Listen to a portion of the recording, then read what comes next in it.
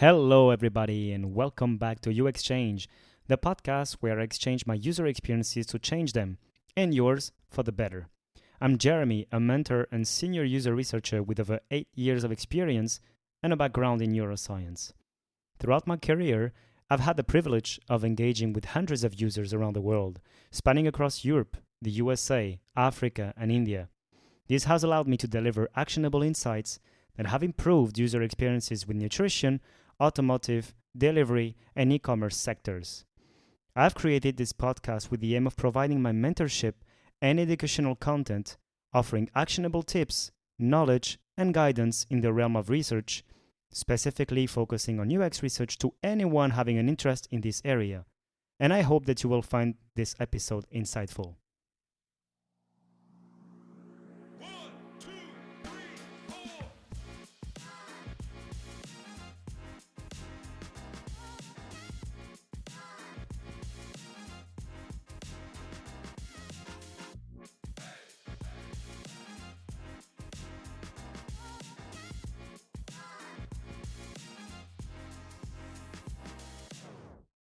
Hello, everybody. Welcome back to the show.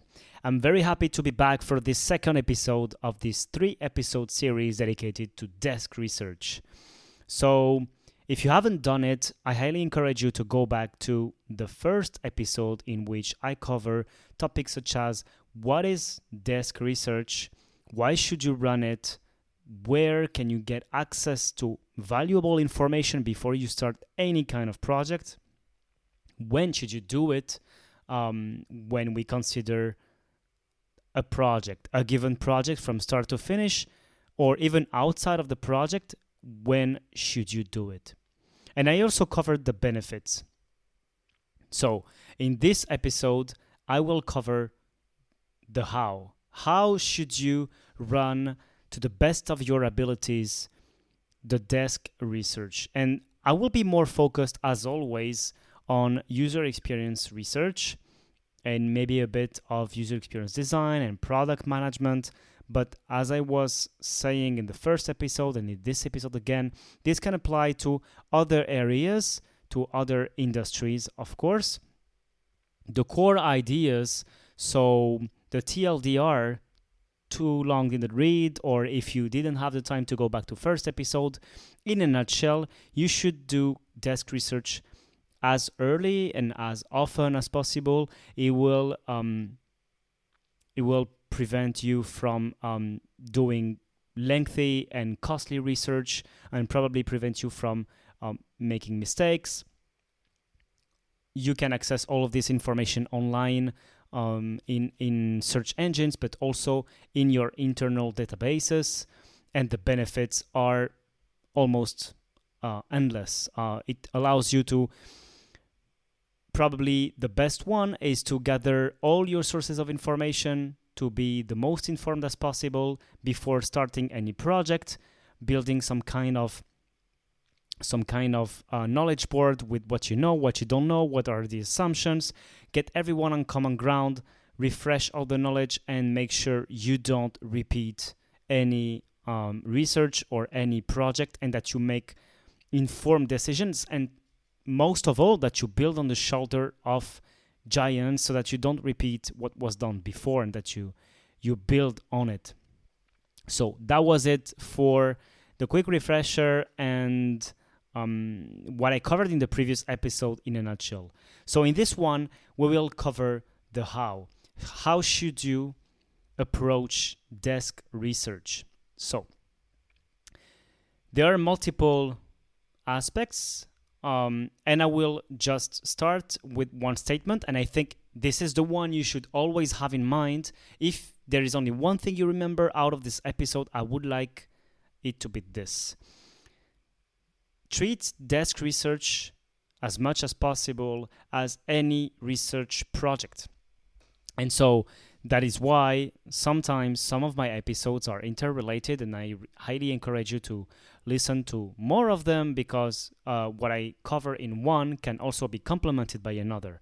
In this case, what I already addressed in another episode dedicated to the research plan can be highly valuable, because when you start a desk research, it's always good to treat it as a research project in itself.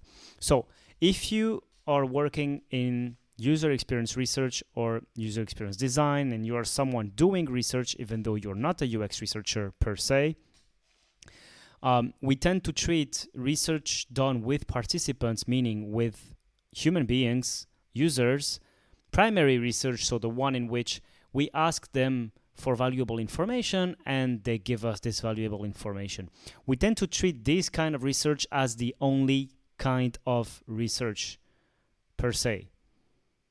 I tend to think it's not the case. It's not the only type of research you have available at your disposal.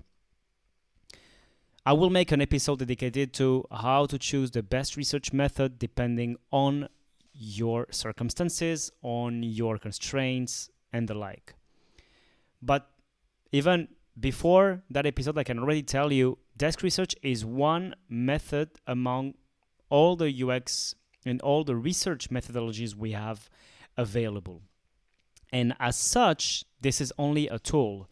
This is a tool that is used in a larger context of making research, of running research. And so running research is a process, and it shouldn't be treated in isolation. You don't run research one day because you wake up and you think, oh, okay, I will run research on that. No. Well, you can, but it's oftentimes not the ones providing the best outputs.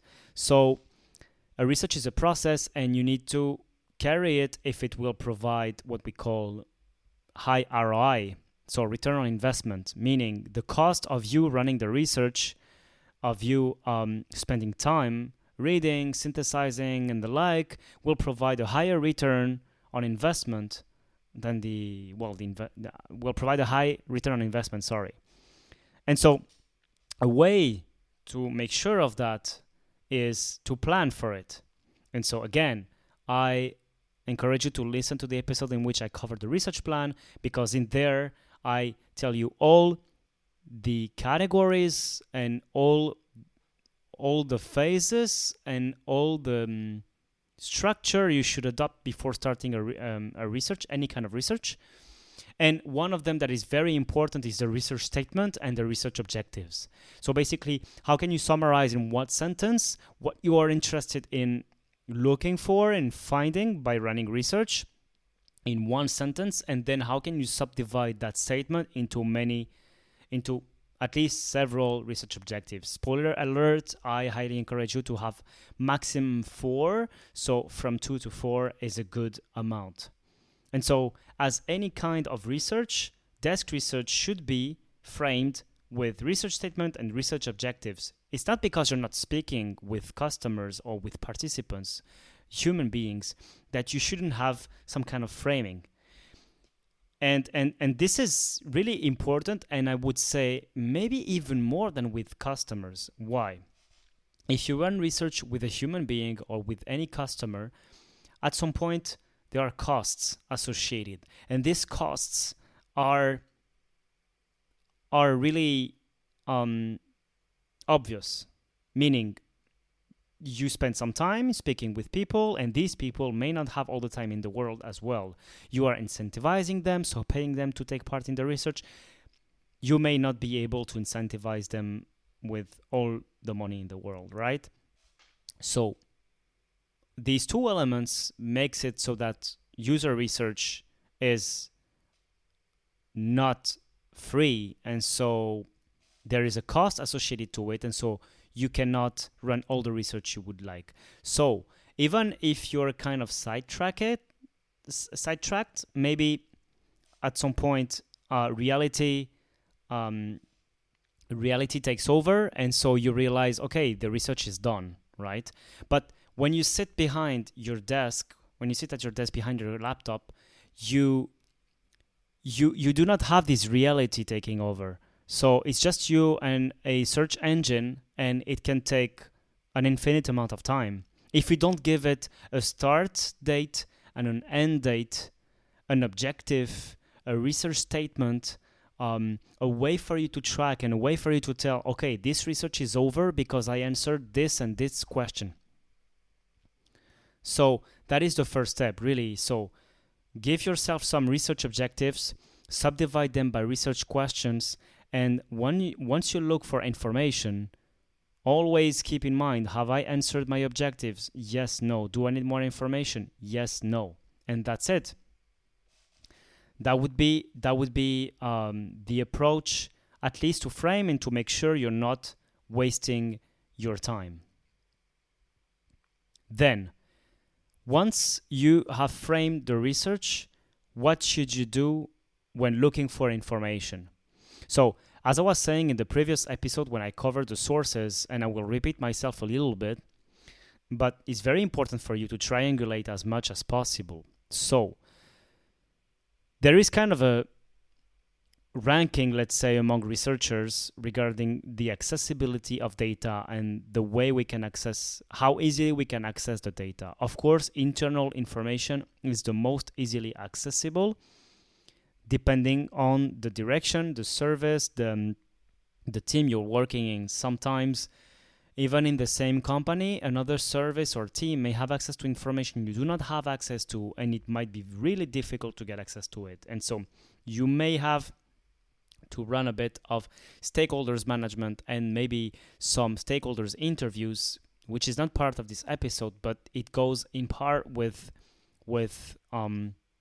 desk research, because sometimes you can get more value speaking to someone who is customer specialist or product analysts for years, instead of having to dig into reports and looking where to find them. So it's not desk research per se, but it complements it. So that's one source of information. Then you can also try with internal reports, and that is, let's say, to some extent highly valuable and trustworthy because it comes from your company, and so it will align at least the values, the mission, the strategy, and so on and so forth. You can also have, of course, as I said in previous episode, search engines such as Google Scholar and the literature in itself coming from, in general, fundamental science, but also applied science.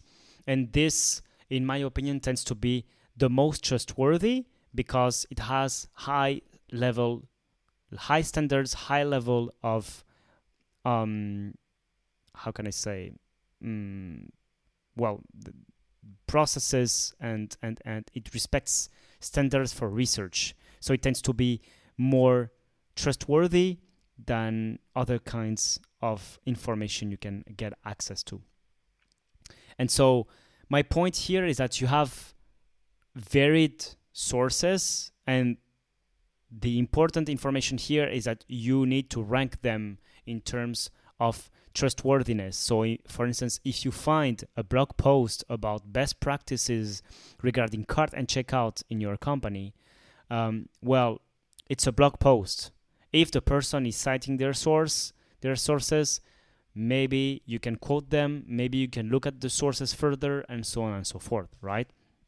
So always weigh in the sources to get a sense of what is really trustworthy, what is really a fact, what has been demonstrated, and what is only an opinion.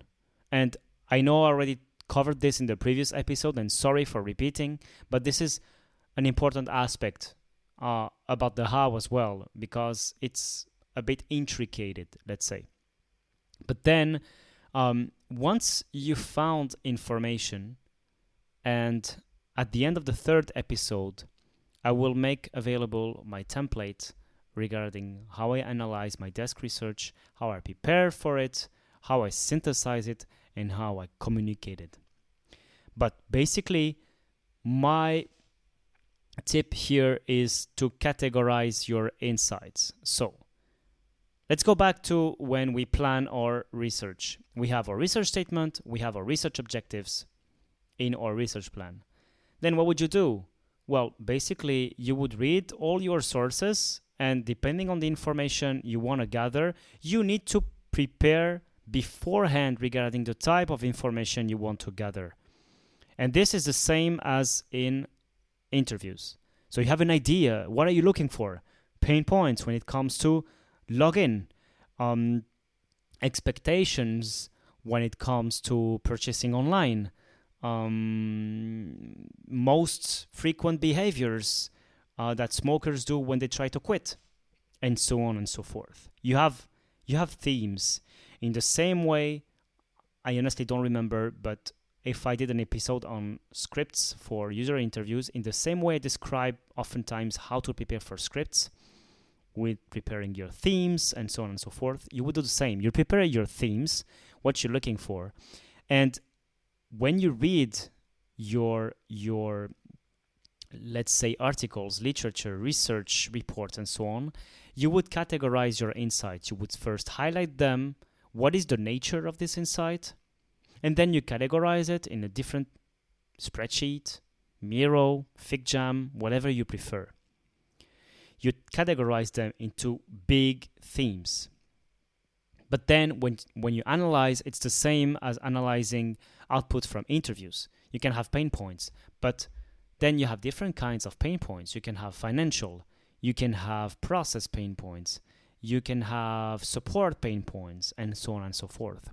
So you would categorize them the same way we do it in an affinity diagramming, and this will allow you to gain more granularity and detail regarding what you're finding. But always keep in mind, as I was saying before, the overarching goal. Are you answering your objectives? If you're answering your objectives, you should stop.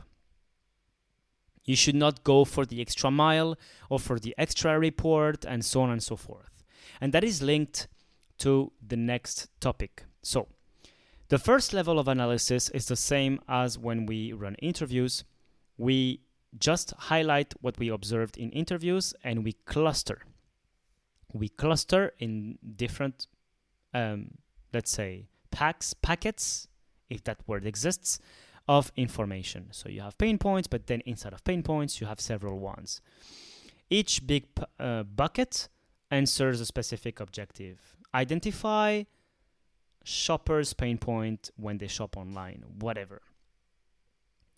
But then you would need to synthesize. So the first level is what I call analyze. You get a first level analysis, but then you need to synthesize. So for me, synthesis is a mix of summarizing and adding meaning.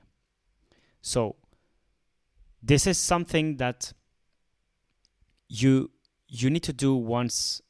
There are two ways to do it. Either you do it on the go as you're gathering more and more knowledge, or you do it only at the end.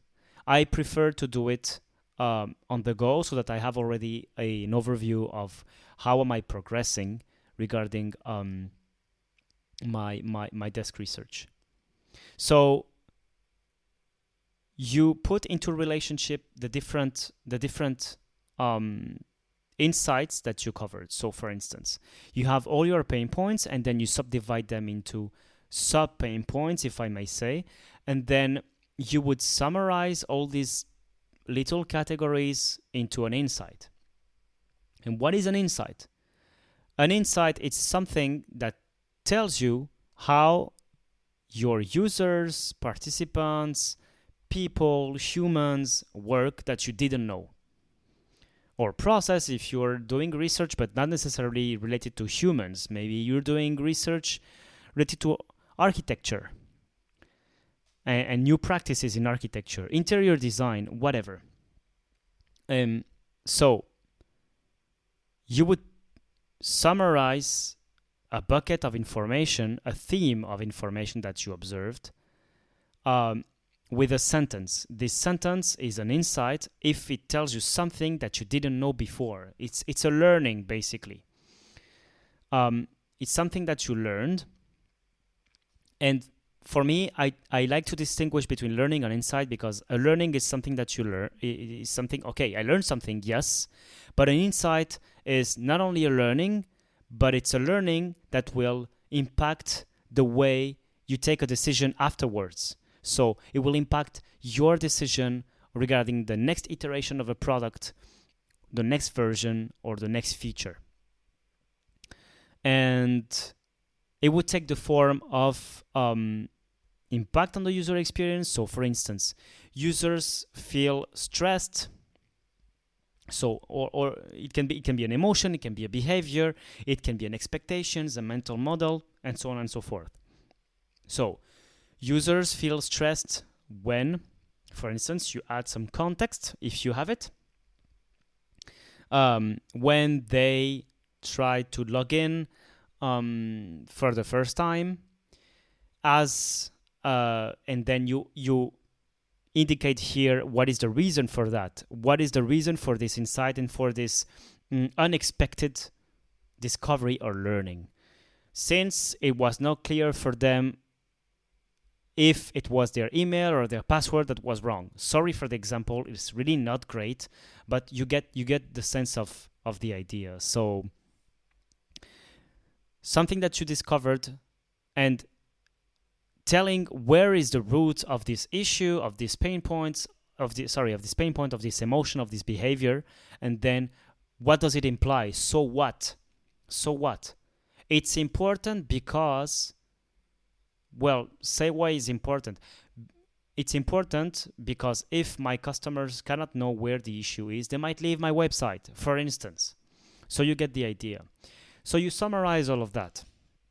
And then that's the third level of analysis. So you have the analyze, you have the synthesize, and then you would have the communicate, let's say. You would have for me, the last level is finding patterns. So it's not only synthesizing and finding insights at the level of the insight itself and at the level of the category, but it's finding relationship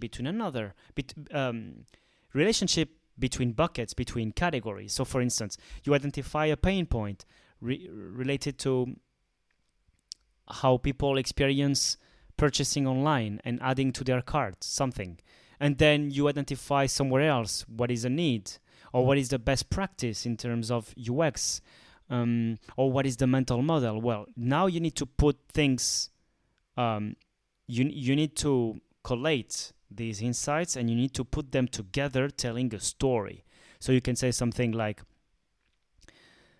participants or customers, online customers, shoppers tend to leave websites because at the time of purchase, if there is a promotion,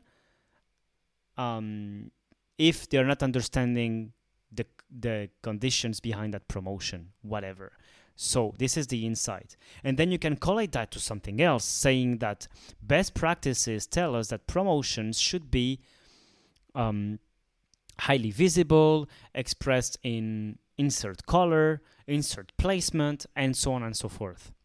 And so then you have a compelling fact and insight about something. Then, in terms of categorizing the information that you gather, so this is to synthesize. And the most raw level of capture, because there are several levels, I would say. There is the capture part, you should gather information. Then there is the analysis, and then there is the synthesis. And I'm sorry for that, I didn't cover enough the capture part. But let's cover it now. When you capture information, I covered it a bit with the idea that you should capture according to the themes that interest you. Is this pain point? Is this expectations? Is this mental models? And so on and so forth. But this might not be the only information you're looking for. For instance, if you're looking to make a case in your company regarding what were the designs that you made before regarding any given process in terms of user experience, and how did these designs resonate with the customer? What was the final outcome on the user experience? You probably need to know what were the designs, but also what was the methodology of user experience research that was adopted. What were the recommendations given on the design? What were the implications given for the future? What were all the artifacts that were communicated, the timeline, and so on and so forth. So basically, for instance, and this is the another message I want you to have at the end of this episode, and to stay with at the end of this episode, is that no two desk research are the same. It highly depends on the project. It's the same as another research project.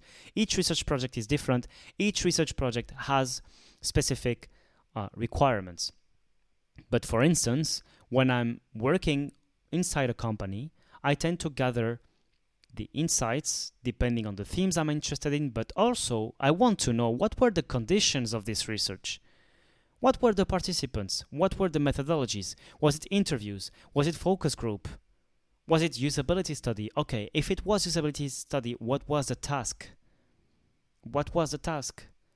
And if there was a task given, what were the screens? And yes, it might seem overwhelming, but that's why you should define all of that up front with your stakeholders, and not just having one sentence. Hey, we want a research review on. It's really important. So by gathering all of this information, you will be able to tell, and this is, I believe, the let's say the final outcome of the desk research, to tell all the gaps and the opportunities. That is why we do desk research in the end. We want to know what was done, what we know so far from what we have done in the past, what we don't know, what remain gaps, but what should be explored and what shouldn't. What do we want to know and what we don't want to know. But for that, you do not only need the insights and the findings, you need to know exactly the conditions in which these findings were gathered. Let me tell you a quick story. So I was tasked with research, literature review, and research review in one of my previous positions. Because my product manager in this later case wanted us to do a research. No harsh feelings on product managers, but sometimes it can happen that they think that the best approach would be to run XYZ type of research. It might not be, and it's up to us as researchers to say what is the best methodology and what is the best approach. So, for you to make that informed call, you need to run the research review. So that happened to me, and I ran some research reviews. And I discovered that in the past, for instance, what happened is that simply the participants that were used for a given user research study were not exactly representative of our final population, of our final customer population, let's say. So if I ask something to someone and if I get an amazing insight, great. But if it's with the wrong audience, not great. So that invalidates a bit the finding, or at least it would put my finding, it would move my finding from the fact column to the hypothesis column. Because yes, it was observed. Yes, it's a human behavior, but we can assume it would maybe replicate to someone else, but it's a big assumption because we are dezooming a lot. So if you want to be with a how can I say, a certain level of detail, you need to know what is the audience. You need to know what are the methodologies. So for instance, you can also read in some papers 80% of customers approve this feature. And I'm really not a fan of this. Well, I can be a fan of this, but I need to know what are the implications of that. So what I do is I try to dig down a bit into the numbers. And what happens sometimes is when I dig down a bit, I see, okay, 4 participants out of 5. Okay, 80%. Yes, great, but it's 4 participants out of 5. Okay, probably if we had 100, maybe not 80 out of them would have said the same thing, So inconsistencies and generalizations and assumptions are made at all levels. If you just report a summary from an article, you run the risk of reporting of how can I say, transforming a bit, altering a bit the truth. That is why fundamental articles from fundamental science have an abstract, yes, but they also have a methodologies column, and that's what they need to be accepted to publish in a review article, in an article. So this information is available, and if you're a researcher, you should check it. It doesn't mean you need to read all of it, but you should check most important information. So my 2 cents when I'm reading an article from, let's say, imagine Science or Journal of Cognitive Science, I would read the abstract, so I would get the biggest information like in the shortest amount of time. I would read sometimes the introduction. To be honest, I do not always read introduction because they tend to be lengthy and sometimes it's not adding much, but it can be super valuable. So take what I'm saying with a grain of salt. But for instance, I tend to read them if I want to see what was the motive behind this research. What was the research gap? What motivated this research? And sometimes you can see, because this is debatable, sometimes you can see, okay, they did this research because they identified a gap, so this research is valuable, but sometimes the gap is not really justified. So that makes you think, okay, what is the value of this research, to be honest? But mostly I read the introduction, I read the abstract, I read the methodology, and usually the main answers are in the abstract. So I tend to not read that much the results section. I will look more at the images, and if I want to get more explanation or dig a bit the results, I will look at the results section. But then I will also look just a bit at the discussion to see what are the implications from this research. But that is what I would do. So basically, that is the holy grail of desk research. At the end of desk research, you should be able, that is my checklist for this episode, to have a list of articles that you covered. From each article, you should be able to tell article or research report or artifact or resource, basically. You should be able to tell when did you access it, what was the methodology behind gathering the data, really important, the link if we want to access it again, what were the main insights, if there was any design, what was the design, I want to see the Figma file, if there are some recommendations, what were the recommendations, if recommendations and insights were gathered on specific screens, what are the screens, and annotate these screens, the methodology, and that would be approximately it for summarizing all of your research review. But that is the first step in terms of delivering. For me, a good research review would at least deliver that kind of table. Also, I didn't mention, but it would be great if you're working in kind of user experience, research or design, to give a bit more info. For instance, if you're working with research reports inside of your company, you should also give more info regarding directly in a kind of database what are the main aspects of this research that distinguish it from other reports. For instance, is it a discovery research? Is it an evaluative research? We should be able to tell at a glance what it was, okay? What were the research objectives? What was the research statement? What were the hypotheses? So was it discovery? Was it evaluative?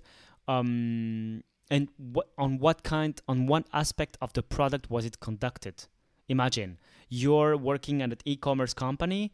Was it done in cart and checkout? Was it done in product page? And so on and so forth. So we need to be able to tell at first glance and to be able to localize information very quickly. That's the first step in terms of in terms of gathering your information. But then to pursue on my checklist, you should of course be able to answer your research questions very clearly, and you should be able to identify the gaps and the commonalities between your research reports. By commonalities, I mean if several research reports tell the same thing, you should also be able to mention it. Oh, okay, I identified this pattern. This is really recurrent in 20 studies. But we have no information about this in 0 studies. So then you know where you should look for. Then, of course, you need to circle back with your strategy to see what makes the most sense for you. But that would be it.